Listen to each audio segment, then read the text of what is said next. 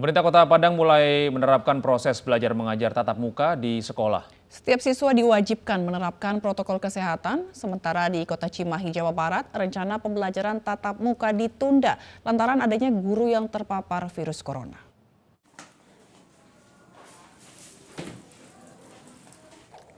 Senin pagi, siswa Sekolah Dasar Negeri 26 Teluk Bayur, Kecamatan Padang Selatan, Kota Padang, Sumatera Barat mulai melaksanakan proses belajar mengajar tatap muka.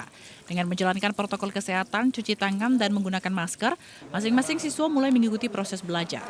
Dari 210 siswa dan 15 guru di sekolah ini, hanya siswa kelas 5 dan kelas 6 yang mengikuti belajar tatap muka sesuai dengan instruksi Dinas Pendidikan Kota Padang. Sistem belajar dibagi 2 shift, masing-masing kelas berisi 12 orang siswa dengan duduk menjaga jarak. Biasanya gini, seminggu yang misalnya 50% seminggu ini datang dulu, yang 50% daring di rumah, besok yang daring itu datang minggu depan, yang hadir sekarang dia yang daring lagi minggu depan gitu. Sementara itu, di Kota Cimahi, Jawa Barat, kegiatan belajar mengajar yang sedianya digelar tatap muka terpaksa ditunda. Penundaan dilakukan bukan tanpa alasan. Pembelajaran tatap muka ditunda karena banyak tenaga pengajar yang terpapar virus corona. Di sisi lain, dari sekitar 900 sekolah yang ada, 94%-nya memilih pembelajaran dilakukan secara daring. Pembelajaran tatap muka, sementara Kota Cimahi masih kita tunda, belum kita buka. Alasannya, Pak? Alasannya ya melihat situasi dan kondisi dan kesiapan semuanya, jangan sampai kita membuat suatu kegiatan tanpa perencanaan yang matang. Baik itu dari segi prasarana sekolah, dari segi kesiapan orang tuanya, kesiapan komite, kesiapan anak-anak sekolahnya. Meski kegiatan proses belajar mengajar secara tatap muka diizinkan pemerintah, tentunya dengan menerapkan protokol kesehatan yang ketat agar tidak menimbulkan klaster baru di lingkungan sekolah. Tim Liputan iNews melaporkan. Universitas Gadjah Mada menyerahkan alat pendeteksi COVID-19 berbasis hembusan nafas Genose C19 kepada Kepala Staf Kepresidenan Muldoko di Kantor Staf Presiden. Genose C19 telah mendapatkan izin edar dari Kementerian Kesehatan RI sehingga siap untuk didistribusikan.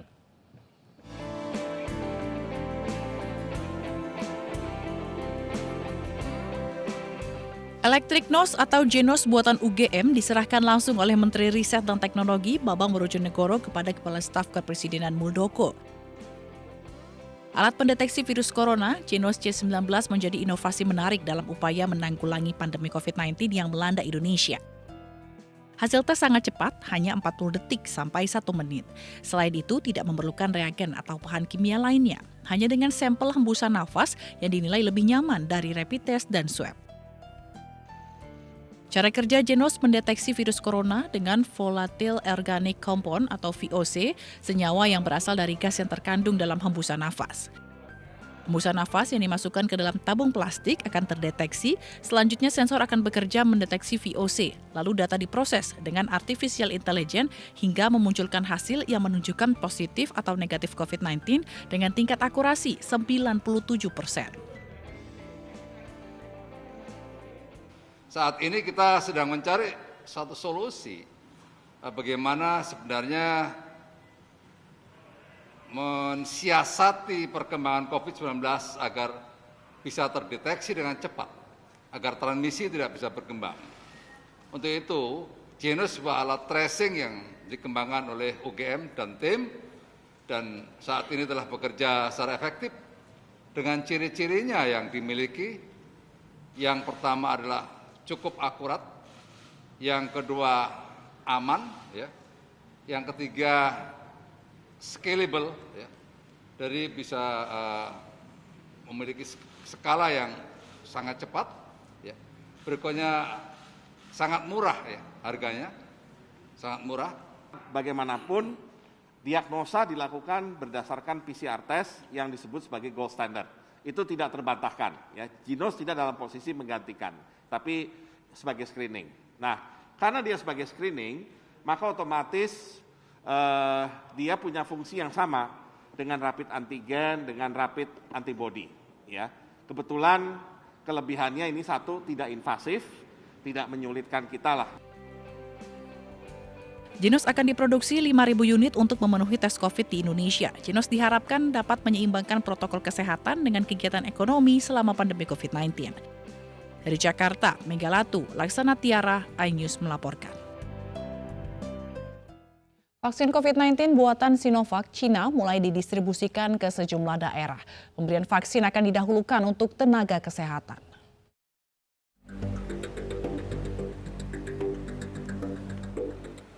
Dengan pengawalan ketat polisi dan TNI, puluhan ribu dosis vaksin COVID-19 Sinovac buatan Cina tiba di kargo Bandara Soekarno-Hatta, Tangerang, Banten pagi tadi. Rencananya vaksin yang sudah diuji cobakan kembali di Laboratorium Bio Farma, BP POM, dan MUI ini akan segera diterbangkan ke sejumlah daerah, di antaranya Ternate, Ambon, Jayapura, dan Balikpapan. Lebih dari 62.000 vaksin Sinovac buatan Cina tiba di Semarang, Jawa Tengah dini hari tadi. Vaksin disimpan di gudang penyimpanan milik Dinas Kesehatan Provinsi Jawa Tengah. Petugas menjaga ketat gudang penyimpanan vaksin. Nantinya vaksin akan disalurkan ke 35 kabupaten dan kota.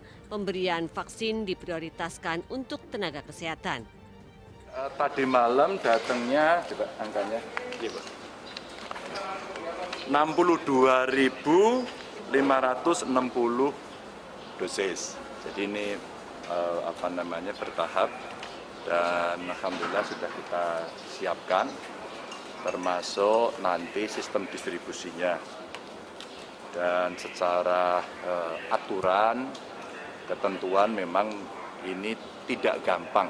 Jadi ngelolanya harus betul-betul prudent atau hati-hati betul. Sebelumnya Indonesia menerima 3 juta vaksin COVID-19 buatan Sinovac Cina dalam 2 tahap, yakni pada awal dan akhir Desember 2020 lalu. Tim Liputan iNews melaporkan. Presiden Joko Widodo resmi meluncurkan bantuan tunai se-Indonesia tahun 2021. Bantuan terdiri dari program Keluarga Harapan, program sembako, dan program bantuan sosial tunai.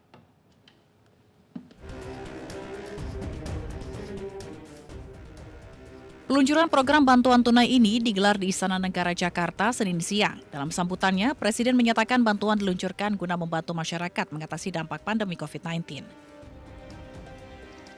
Selain meringankan beban masyarakat, Presiden berharap bantuan tunai 2021 ini bisa memicu daya beli masyarakat sehingga menggerakkan perekonomian nasional. APBN 2021 telah kita siapkan anggaran, ini anggarannya, sebesar 110 triliun rupiah untuk seluruh penerima dari Sabang sampai Merauke, dari Miangas sampai Pulau Rote. Dalam rangka membantu masyarakat mengatasi dampak pandemi COVID-19. Artinya, bantuan ini kita mulai hari ini disalurkan kepada 34 provinsi. Program Keluarga Harapan akan disalurkan dalam 4 tahapan pada bulan Januari, April, Juli, dan Oktober. Sementara program sembako akan disalurkan mulai Januari hingga Desember 2021 dengan nilai bantuan sebesar Rp200.000 per bulan untuk 1 kartu keluarga. Sedangkan bantuan sosial tunai akan diberikan selama 4 bulan mulai Januari hingga April dengan nilai bantuan sebesar Rp300.000 per bulan untuk 1 kartu keluarga. Dari Jakarta, Vicky Rian, iNews melaporkan. Pemirsa, harga tahu tempe naik menyusul kenaikan harga bahan baku kedelai. Sebelumnya, aksi mogok produksi yang dilakukan produsen tahu dan tempe berdampak kepada langkanya ketersediaan tahu tempe di pasaran.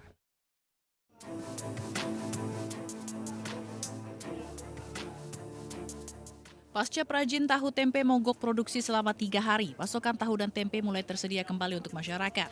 Di Pasar Senen, Jakarta Pusat, tahu tempe yang dijual pedagang langsung ludes terjual dalam 2 jam.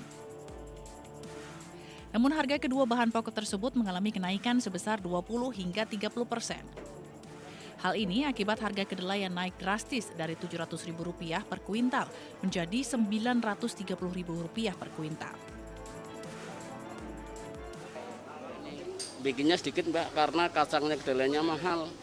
Karena kacang kedelainya tadinya 700, sekarang 930. Jadi 3 hari mogok, nggak bikin tempe.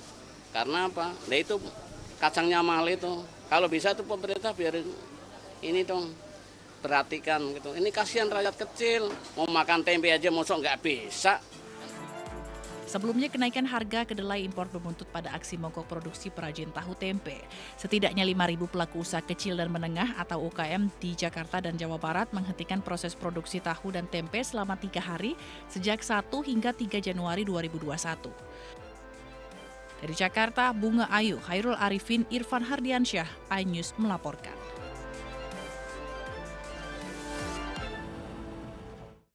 Langkanya kedelai di pasaran membuat perajin tahu tempe terancam gulung tikar. Selain merumahkan karyawan, para perajin terpaksa menaikkan harga tahu karena bahan baku utama naik.